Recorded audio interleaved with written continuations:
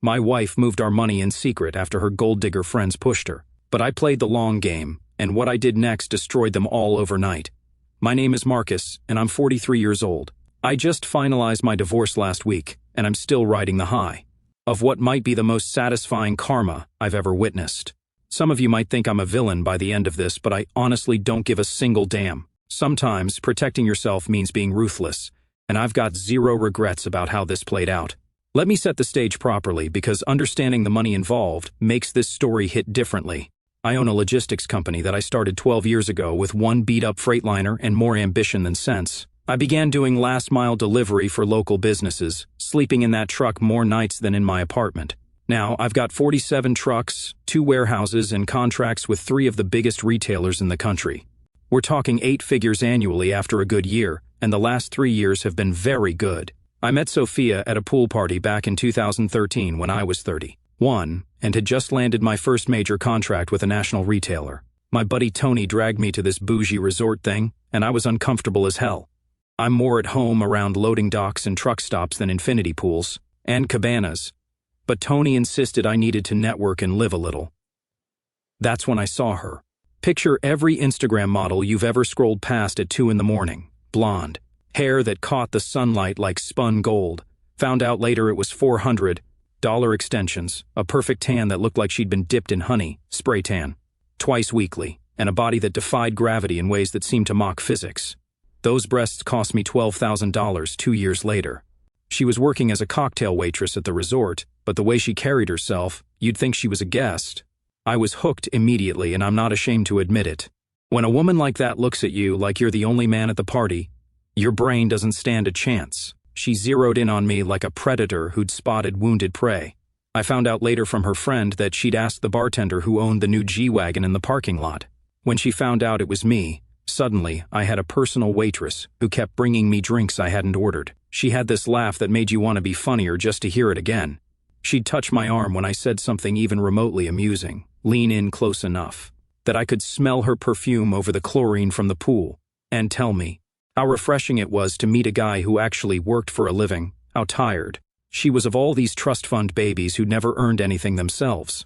Looking back now, I can see the calculated precision in every move, the way she'd mention how hard it was making ends meet on a waitress's salary, then immediately change the subject like she was embarrassed, how she'd admiringly run her fingers over my watch, then talk about how material things didn't matter to her, the way she made me feel like a king while simultaneously planting seeds about all the things she deserved but couldn't afford. We started dating, and she was working 3 shifts a week at the resort, claiming she was also a fashion consultant on the side. What that meant was she had an Instagram page where she posted pictures of herself in different outfits that brands sent her for free in exchange for exposure. But 31-year-old me thought that was entrepreneurial as hell. Building her brand, hustling, making connections. God, I was stupid. 3 months into dating, she suddenly lost her apartment. Her roommate had supposedly bailed on the lease, and she couldn't afford the rent solo. She showed up at my place with tears in her eyes and 2 suitcases, talking about how she might have to move back to Arizona with her mom, how this probably meant goodbye for us. Captain Save-A-Ho here immediately offered to let her move in. She did this whole song and dance about how she couldn't possibly impose, how that was too much to ask, but her stuff was in my closet within the hour.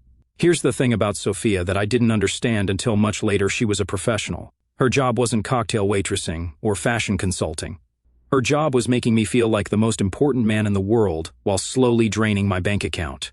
She was incredible at it too. Dinner ready when I got home, even if I was late. Back rubs without being asked after long days. Sex that made me forget my own name, and thank God for the privilege. She played the perfect girlfriend role like she'd studied for it her whole life.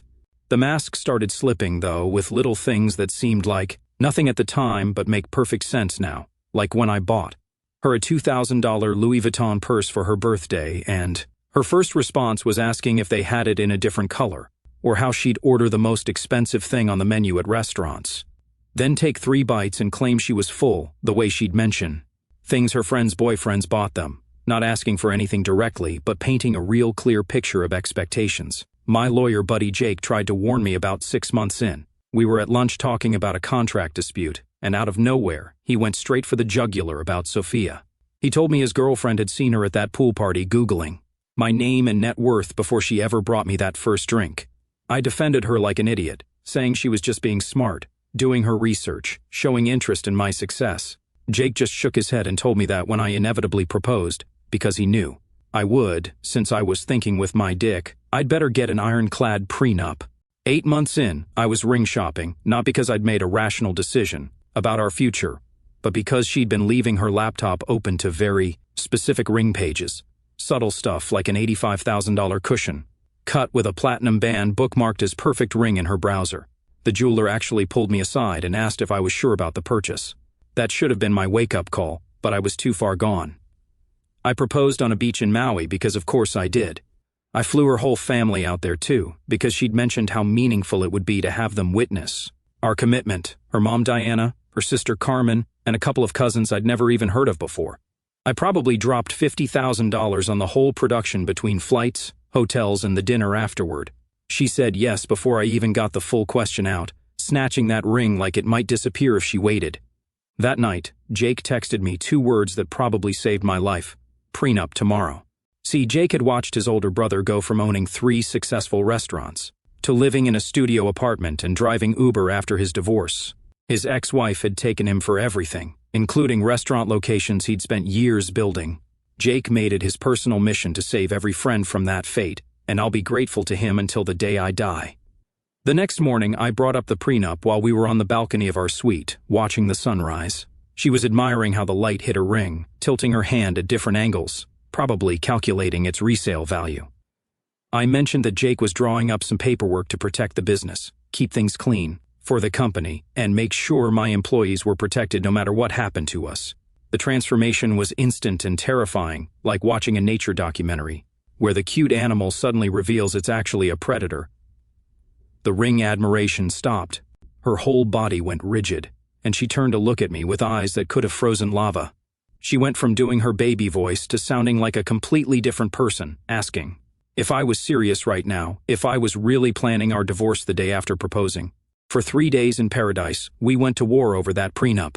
She tried every manipulation tactic in the playbook, tears that would start and stop like she had a switch, screaming matches that had other hotel guests complaining, the silent treatment, where she'd walk past me like I didn't exist, even trying to seduce me out of it, showing up in lingerie, talking about how we didn't need papers between us when we had love. Her mom got involved, calling me every name in the book, saying I was treating her daughter like a prostitute, that real men don't need prenups because real men honor their commitments. Her sister posted passive-aggressive memes on Facebook about knowing your worth and red flags in relationships. The cousins I'd flown out there suddenly had opinions about how I was probably planning to cheat and wanted an easy exit strategy. But I held firm, partly because Jake was texting me every hour reminding me not to cave, partly because some primitive part of my brain recognized this reaction as a massive red flag. If we were really going to be together forever like she claimed, then the prenup wouldn't matter. It would just be paper in a filing cabinet somewhere. The only reason to fight it this hard was if she was already planning her exit. Finally, she agreed to sign if I made some concessions. We flew back home and met with lawyers. Hers cost me $30,500 because, of course, I paid for her representation too. Can't have her claiming later that she didn't have adequate counsel. The prenup ended up being more generous than Jake wanted, but was still bulletproof. If she initiated divorce without cause, like infidelity or abuse on my part, I'd keep 80% of marital assets and all business interests. She'd get 20% of marital assets accumulated during the marriage, plus her personal belongings, no alimony. If I initiated without cause, it would be a standard 50-50 split. Her lawyer actually told her it was more than fair for someone bringing no assets to the marriage. She signed it with the same enthusiasm you'd sign your own death warrant, her mom in the corner muttering about how prenups get thrown out all the time, how judges don't honor them anymore, how I'd regret this when she found a better lawyer someday. That should have been my cue to run, but the wedding was planned, deposits paid, and I was still convinced I was in love. The first year of marriage was actually decent.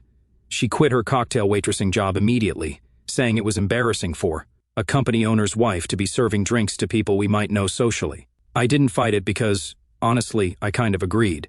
She threw herself into being a housewife, learned to cook from YouTube channels, kept our place looking like something out of Architectural Digest, always looked perfect when I got home. Hair done, makeup fresh, wearing something that showed just enough skin to remind me why I'd married her. But as the business grew and the money flowed, her appetite became insatiable. Year 1, she needed a new car because her Honda Civic was embarrassing. At the country club, she joined without discussing it with me. I bought her a BMW 5 Series thinking that would satisfy her. Year 2, she needed a personal trainer because all the other wives had one, and didn't I want her to look good for me? $400 per session, 5 days a week. Year 3 was a complete wardrobe overhaul because she needed to dress like the wife of a successful businessman, not some college girl. Every request was framed as being for my benefit, for our image as a couple, for the success of my business. She'd research exactly how much other executives' wives spent on appearance and present it to me like a business proposal. The genius of it was making me feel cheap if I said no, like I was holding her back from being the partner I deserved. By year 5, she was unrecognizable from the cocktail waitress I'd met. Monthly Botox appointments, quarterly filler injections, hair extensions. That cost more than most people's rent, nails done weekly, spray tans, veneered teeth, a nutritionist, a style consultant, a life coach. She looked like she'd been assembled in a factory that built trophy wives. The total monthly maintenance cost on my wife was more than I paid 3 of my drivers. Her daily routine had evolved into a parody of wealth. 9 in the morning Pilates with her personal trainer, 11. In the morning brunch with the girls, where they discussed their husbands' inadequacies, 1 in the afternoon shopping, where dropping $30,000 was a casual Tuesday, 3 in the afternoon spa treatment because shopping is exhausting, 5 in the afternoon getting ready for whatever evening event she'd committed us to without asking. She started a lifestyle blog called Living Lux with Sophia that posted maybe 4 times a year, but she had business cards made, calling herself CEO and founder. She'd spend hours staging photos of herself with products she'd bought with my money, writing captions about curating a life of intentional luxury and elevating everyday moments into experiences. The irony of calling yourself an entrepreneur when your business model is spending someone else's money was completely lost on her. Her friend group was like a coven of gold diggers led by this toxic creature named Madison, who was married to some pharmaceutical executive. These women would get together and literally compare notes on extraction techniques. I'd overhear conversations that made my skin crawl about training husbands like dogs, withholding sex for better gifts, and planning exit strategies for maximum profit. They had a whole vocabulary for it too, referring to their husbands as investors and divorce as cashing out. Madison was the worst influence possible, constantly filling Sophia's head with poison about how she deserved more, how she was settling, how her beauty was a depreciating asset that she needed to maximize before it faded. She had Sophia convinced that being a trophy wife was actually harder than having a real job because you had to be on all the time, manage your appearance like a brand, and navigate the complex social dynamics of wealth. I was working 70-hour weeks building an empire while she was strategizing about which charity board would give her the most social capital for the least actual work. But I ignored the warning signs because the sex was still good, the house ran smoothly, and having a beautiful wife on my arm at business events didn't hurt my image. Last year things got weird though, starting with small inconsistencies that didn't add up. She'd say she was at her mom's for the weekend, but her mom would call asking if we'd seen her. There were charges on the credit cards for flights when she was supposedly driving. Somewhere, restaurant bills for 2 people when she was allegedly eating alone. My gut told me she was cheating, but something felt off about that theory too. So I hired a private investigator, a former cop named Rodriguez, who came, highly recommended from a client who'd gone through an ugly divorce. I told him I just needed to know what my wife was doing with her time, that something wasn't adding up, but I couldn't put my finger on it. Best $10,000 I ever spent. 2 weeks later, Rodriguez called, saying we needed to meet immediately and I should bring my lawyer. My stomach dropped, thinking he'd found evidence of an affair. The reality was so much worse and so much better at the same time. Rodriguez had a thick folder of evidence laid out like a prosecutor preparing for trial, bank statements, photos, text messages, receipts, a whole parallel life documented in devastating detail. But she wasn't cheating in the traditional sense. She was planning something much more calculated. For over a year, Sophia had been systematically preparing her exit strategy. She'd opened multiple bank accounts under her maiden name at different banks, structuring deposits to avoid reporting requirements. She'd been siphoning money out of our joint accounts through a dozen different methods.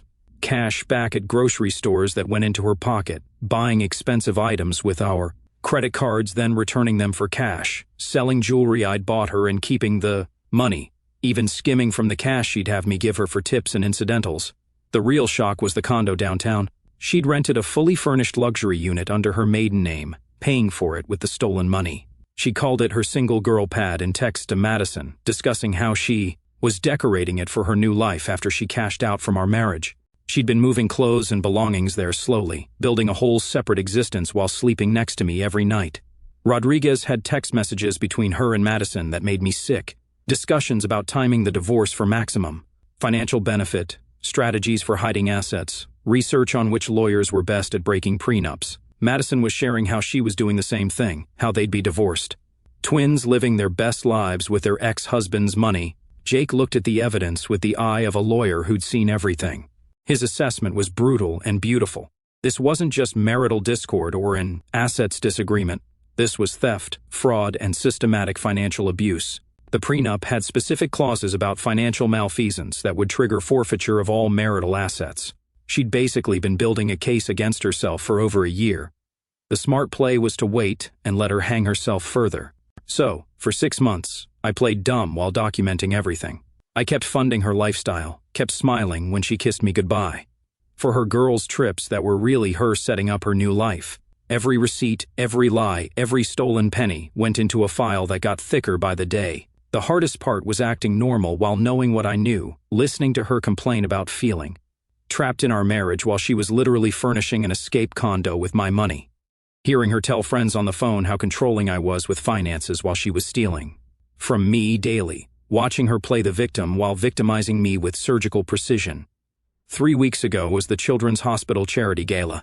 One of those $1,000 a plate affairs, where rich people compete to see who can be most publicly generous. Sophia loved these events because they gave her a chance to peacock in whatever designer creation she'd bought that week. This particular night, she was wearing a $45,000 Marchesa gown that she'd assured me was an investment because she could wear it to multiple events. She was dripping in diamonds too, probably $200,000 worth of jewelry on her body.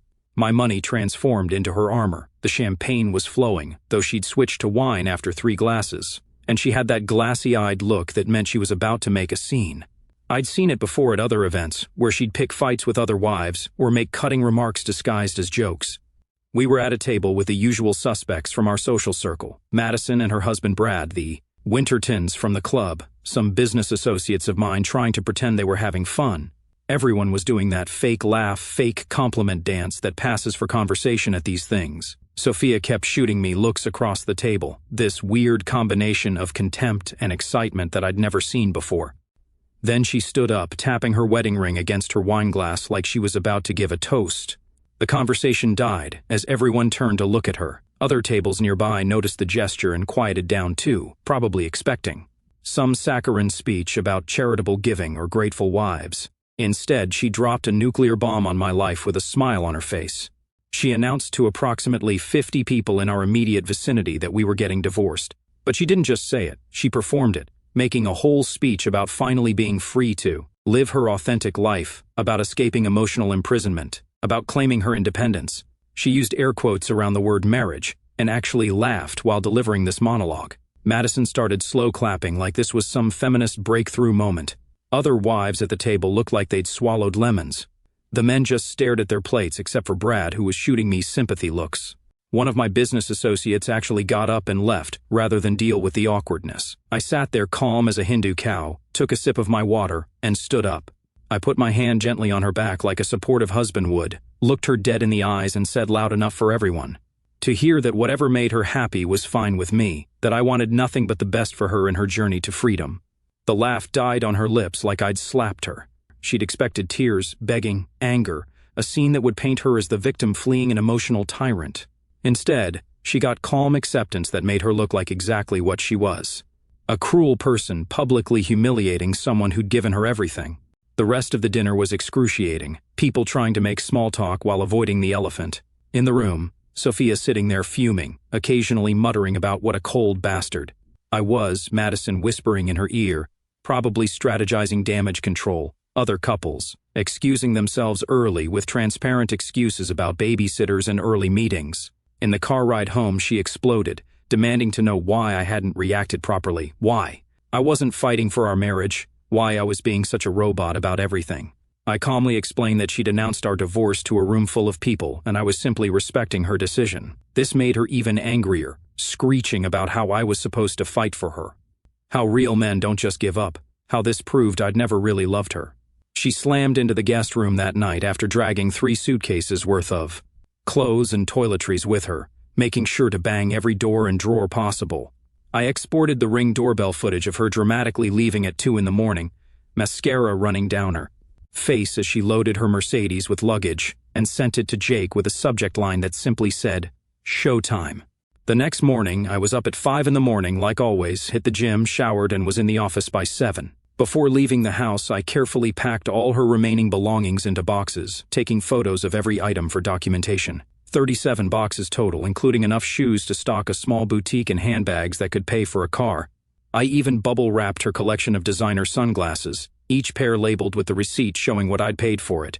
By 9 in the morning, Jake had filed our response and gotten emergency orders to freeze all joint accounts per the prenup terms. By noon, Sophia had hired Bradley Whitman, one of those billboard lawyers who promises to fight for what you deserve. His opening demand letter was so absurd, Jake actually had it framed for his office.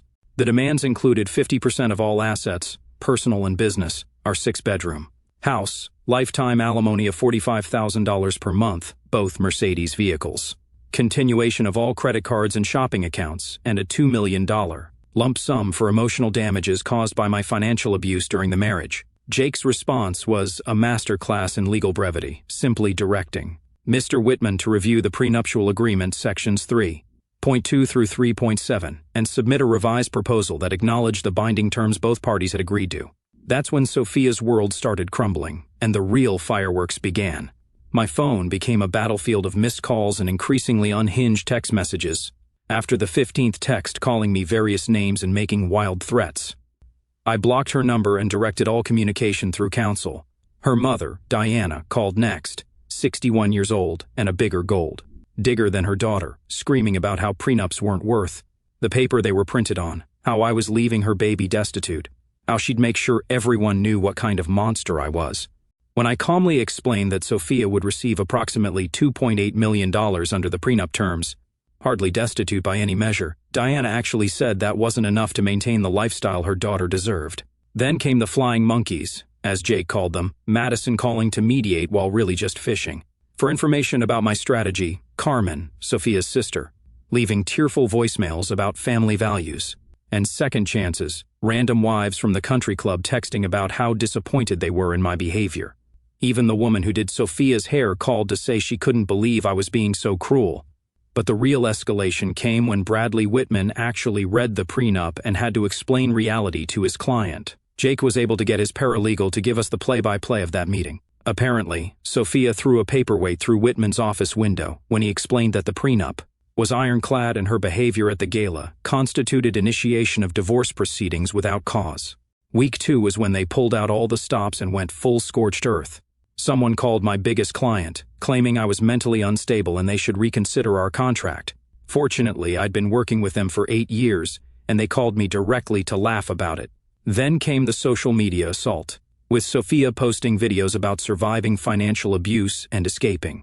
A narcissist, complete with crying selfies and inspirational quotes about knowing your worth. She attempted to transfer $140,000 from our investment account, not realizing I'd already frozen everything. The bank manager actually called me personally to laugh about someone trying to empty a legally frozen account. Then she showed up at my office with Diana, Madison, and Carmen, like some kind of intervention brigade, screaming about ownership and rights until security had to escort them out while my assistant filmed everything for evidence. The false reports started rolling in like a coordinated attack. The health department received anonymous tips about safety violations at my warehouses. The IRS got reports of tax evasion. Adult Protective Services was told I was abusing Diana, who lived 3 states away and hadn't seen me in years, the better. Business Bureau got complaints from customers we'd never had about services we didn't provide. Each one required time and money to address. Each one got documented. Each one added to our growing countersuit for harassment. But week 3 was when everything went nuclear. Bradley Whitman finally got the forensic accounting report showing the systematic theft of $380,000 over 2 years. But worse than the theft was the tax fraud. Sophia had been claiming her shopping as business expenses for her joke of a blog, writing off Hermes bags as content creation, materials and spa treatments as business meetings, 3 years of fraudulent returns that put her in federal offense territory.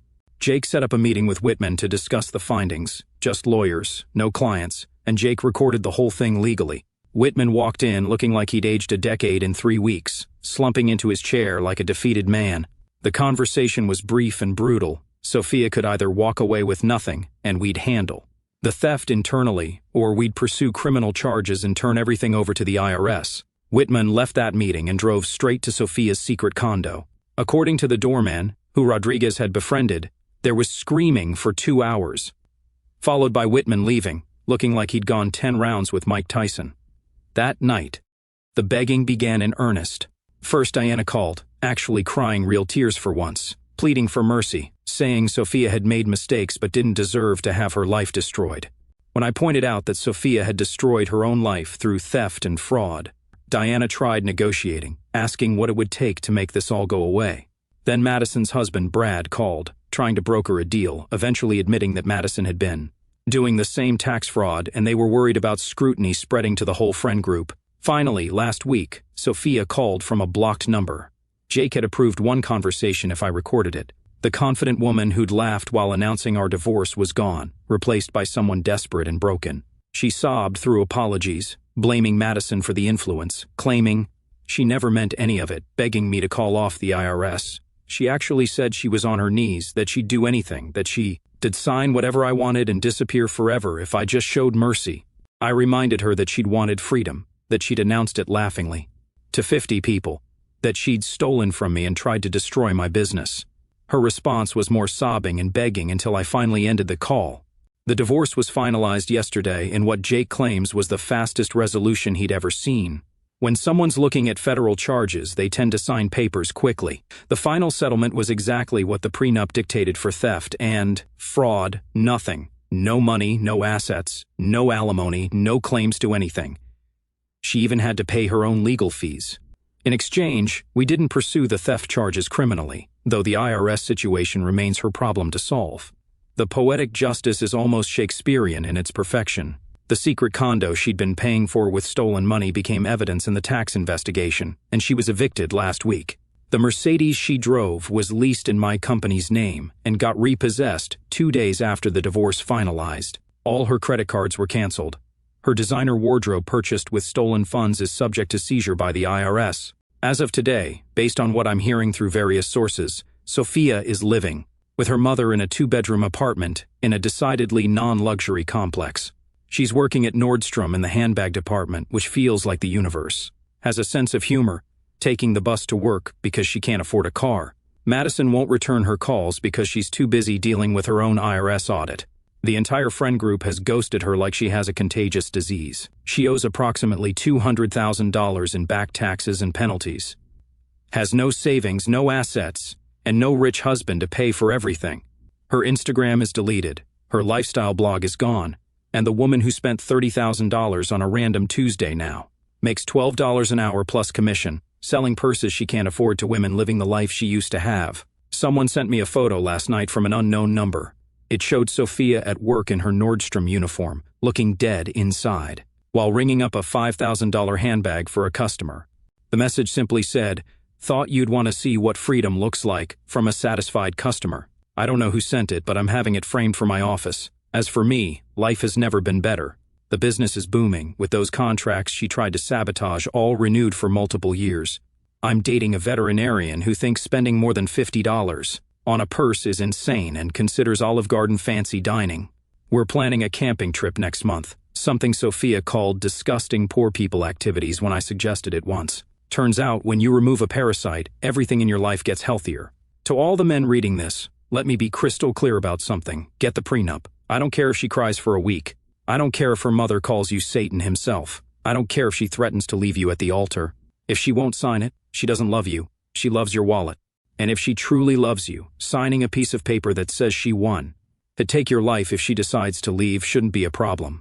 To Sophia, if you're reading this from your mom's apartment on the $70 Android phone you had to finance, I want you to know something. You got exactly what you wanted. You're free. Free from the emotional imprisonment of our marriage. Free from the golden cage. You claimed I kept you in. Free to live your authentic life without my money enabling it. Free to take public transportation, free to work retail, free to explain to the IRS where all that money went. Every time you clock in for your shift, remember that you announced our divorce while laughing.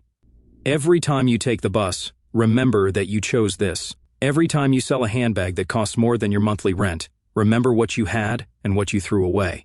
Every single day for the rest of your life, you get to live with the consequences of your choices. That's what real freedom looks like.